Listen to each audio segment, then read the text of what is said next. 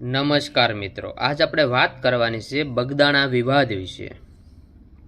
તો મિત્રો, આ વિડીયો છે ને તમારા ગ્રુપમાં અને તમારા મિત્રોને શેર કરો અને આ વિડીયો તમે અંત સુધી જોજો એવી મારી તમને નમ્ર વિનંતી છે।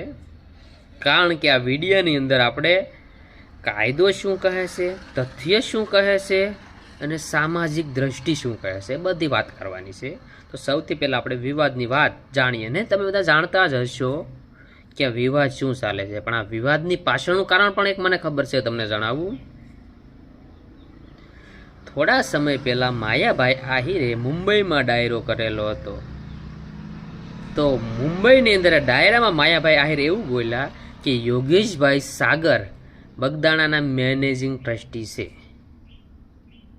આ વાત બગદાણા સુધી પહોંચી એટલે બગદાણાના પૂર્વ સરપંચ નવનીતભાઈએ માયા આતાને વાત કરી કે માયા આતા, તમને થોડી બોલવામાં ભૂલ થઈ છે। અત્યારે બગદાણામાં ટ્રસ્ટી છે પણ મેનેજિંગ ટ્રસ્ટી કોઈ નથી। એટલે માયા આતાએ એને કીધું કે કંઈ વાંધો નહીં ભાઈ, મારાથી ભૂલ થઈ ગઈ છે, હું આ બાબતે એક વિડીયો બનાવી દઉં। અને માયા આતાએ વિડીયો બનાવ્યો અને એ વિડીયો નવનીતભાઈને મોકલે છે અને નવનીતભાઈ એ વિડીયો એના મિત્રોને બીજાને શેર કરે છે અને એ વિડીયો થાય છે વાયરલ। એ વિડીયો વાયરલ થાય પછી નવનીતભાઈના કહ્યા અનુસાર નવનીતભાઈના ફોનની અંદર માયા આતાના છોકરાનો ફોન આવે છે અને એને મળવાની વાત કરે છે અને જે ટોન હોય ને એ ઉગ્ર હોય છે। કારણ કે આપણે કોઈનો સમય જોતો તો પૂછવું પડે કે ફલાણા ભાઈ, મારે તમારું કામ છે, તમે મને મળશો, ક્યારે મળશો, પણ એ ટોન એવો નહોતો। પછી નવનીતભાઈના કહ્યા અનુસાર એક બીજા ભાઈનો ફોન આવે છે જે એના ગામના હશે કોઈ। પછી આવી રીતે ચર્ચા ચાલે છે।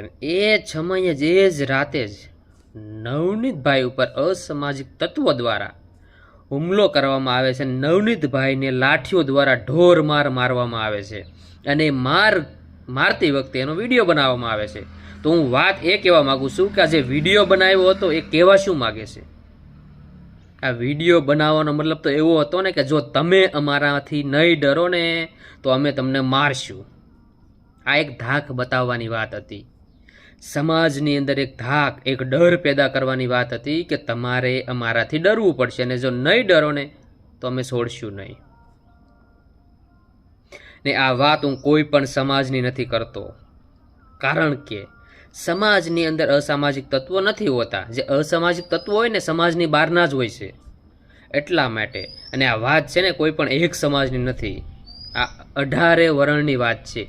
કારણ કે કોઈ પણ કમજોર હશે, કોઈ પણ નિર્બળ હશે તો આવા અસામાજિક તત્વો એની ઉપર આવી રીતે હુમલો કરશે।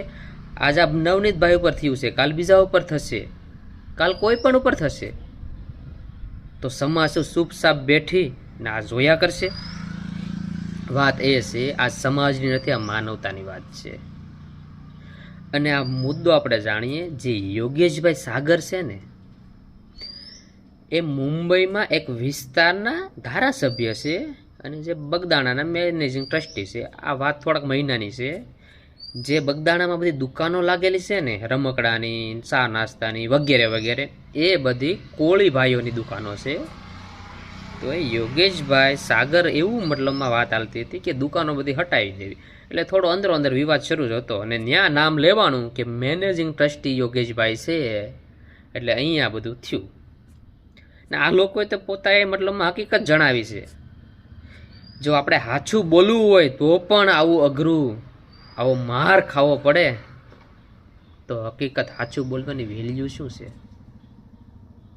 તો હરેક વ્યક્તિને કહેવા માગું છું કે જો આવું આજે જે નવનીતભાઈ સાથે બન્યું છે ને, આજ કાલે તમારી સાથે, કાલે મારી સાથે, કે આપણા ઘરના સાથે, કે કોઈ આપણા મિત્ર સાથે, કે કોઈ પણ આપણા સગા સંબંધી, સગાવાલા સાથે બનશે, તો હું દરેક સમાજને, 18 વર્ણને અપીલ કરું છું કે તમે છે ને આ મુદ્દામાં, આ વાતમાં ન્યાય અપાવવા માટે આગળ આવો। કારણ કે આ માનવતાની વાત છે, કોઈ સમાજની વાત નથી। અને કાયદો શું કહે છે એ જાણીએ આપણે। 2013ની અંદર સુપ્રીમ કોર્ટે 5 બેન્ચની જજની બેઠકે, જેને સંવૈધાનિક બેઠક માનવામાં આવે છે, એને ચુકાદો આપ્યો હતો। જે કેસ હતો લલિતા કુમારી વશિષ્ઠ, સ્ટેટ ઓફ યુપી, જેમાં એવું હતું કે કોઈ પણ કોગ્નિઝેબલ ઓફેન્સ થાય કોઈ પણ કોગ્નિઝેબલ ઓફેન્સની ઘટના ઘટે તો પોલીસ અધિકારી તાત્કાલિક FIR કરી શકે કે ના કરી શકે, તો એ 5 બેન્ચની સર્વસંમતિત બેઠક દ્વારા ફેસલો આપવામાં આવ્યો કે તાત્કાલિક FIR કરવી જરૂરી છે. અને એક વાત કરીએ, જે વિડીયો જોયો ને એ નવનીતભાઈને ઢોર મારતા હતા, એમાં એ બાઇક ઉપરથી નીચે પડી ગયેલા હતા ને એનો એક પગ બાઇકમાં ફસાઈ ગયેલો હતો અને ચારે બાજુથી એને મારતા હતા. તો આમાં પોલીસ અધિકારીએ BNSની કલમ 109 એટલે કે જાનથી મારવી નાખવાની કોશિશ ને જૂની કલમ IPC 307 કેમ નથી લગાવી? શા માટે એ આરોપીને બસાવવાની કોશિશ કરતા હતા? અને મતલબમાં ચર્ચા તો બહુ અલગ અલગ બધી વધારે આવે છે, પણ ત્યાં મુંબઈના PI મુંબઈ નહીં, આ બગદાણાના PIનું નામ હું તમને કહું, DV ડાંગર કદાચ છે, મને જ્યાં સુધી યાદ છે ત્યાં સુધી તથ્ય ચેક કરી લેજો. તો DV ડાંગરની બદલી થઈ ગઈ છે અત્યારે.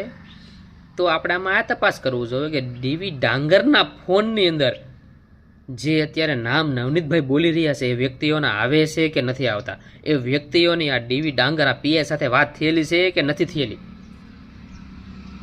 અને બીજી વાત, જે પેલો વિડીયો બનાવતો હતો એ વિડીયો કોને મોકલ્યો છે, શા માટે બનાવ્યો છે, આ બધી વાતની તપાસ થાય ને તો અપરાધી આપોઆપ હાથમાં આવી જાય. પણ તપાસ જ થતી નથી. તપાસ ક્યારે થશે? અને ભારતીય ગમે તે કાયદામાં એવું લખેલું છે કે ભારતમાં કોઈ પણ વ્યક્તિ હોય તેની ઉપર FIR કરવા માટે પોલીસ પોતાની મનમરજી કરી શકતી નથી. જે પીડિત છે ને એની વાત એને સાંભળવી પડે અને એ વાત સાંભળી અને તથ્ય ચેક કરીને FIR કરવી જોઈએ. પણ આ તો અજાણા શખ્સ ઉપર કરી છે. તો ભાઈ અમારું એ કહેવું છે કે આ વાતમાં યોગ્ય ન્યાય મળે. અમારે બીજું કંઈ નહીં જોતું, યોગ્ય ન્યાય મળે. અને ક્યાં સુધી આવી રીતે ડરીને સમાજમાં જીવવાનું? કંઈ પણ સાચું બોલીએ, કંઈ પણ કરીએ એટલે આવા અસામાજિક તત્વો આગળ આવીને આપણે ડરાવે ને ધમકાવે, ન ડરીએ તો મારે વાહ રે વાહ. તો આવાથી ડરવાની જરૂર નથી. કેટલો સમય આવાથી ડરશું આપણે? તો હું હરેક વ્યક્તિને, સમાજના હરેક વ્યક્તિને કહેવા માગું છું કે ક્યાં સુધી ડરશો? કોઈ દબાવે ને તો દબાવવાની જરૂર નથી, આપણે સાચા હોય તો. અને જો કોઈ એક વ્યક્તિને દબાવે ને તો એની સાથે 100 વ્યક્તિ ઊભું રહેવું જોવે.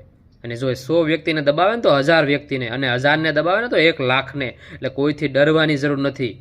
આ દેશ, આ ધરતી આપણી પણ છે, આ કોઈના બાપની નથી. અત્યારે જે લોકો પોતાના બાપનો કાયદો સમજી રહ્યા છે ને કે આ કાયદો અમારા બાપનો છે, તો કાયદો કોઈના બાપનો નથી. કાયદો આ દેશનો છે ને, દેશના લોકોનો છે.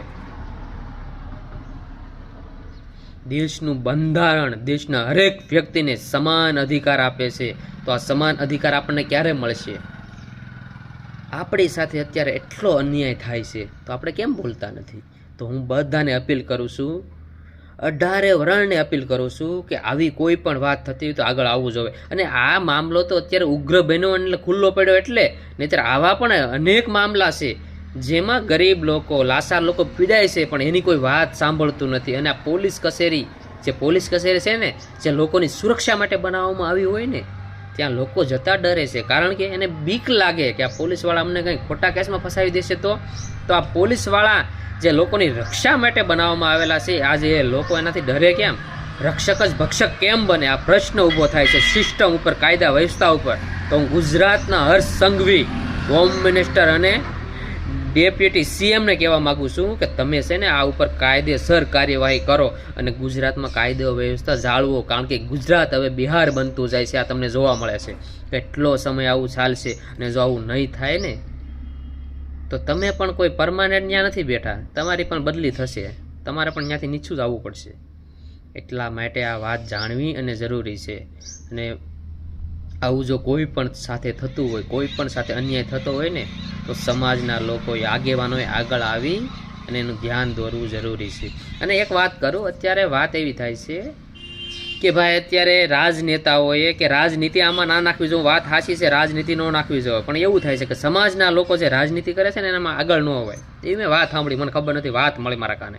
હું તથ્યને કોઈ મતલબમાં સ્વીકારતો નથી, પણ વાત મળી એટલે ખાલી મૂકું છું અહીંયા કે આમાં જે રાજનીતિ કરતા હોય ને એને ના આવવું જોઈએ. અરે ભાઈ, જે રાજનીતિ કરે છે એની રાજનીતિ સમાજના વ્યક્તિને સમાજને ન્યાય ન અપાવી શકે ને તો રાજનીતિ શું કામની? એટલે વાત તો તદ્દન ખોટી છે કે રાજનીતિ કરતો વ્યક્તિ આમાં ના આવી શકે. યાર રાજનીતિ કરતા વ્યક્તિને પણ આમાં આવવું જોવે, કારણ કે રાજનીતિથી સમાજને, સમાજના લોકોને યોગ્ય ન્યાય મળવો જરૂરી છે અને આ રાજનીતિ તપાવી શકે છે. તો આપણી વાત છે ન્યાયની, છછાઈની.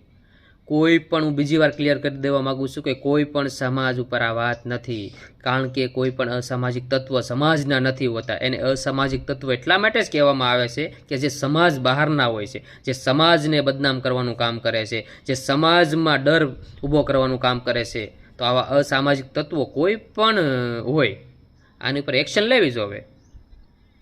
બીજું મારે કંઈ કહેવું નથી. જય હિન્દ. આભાર મિત્રો તમારો.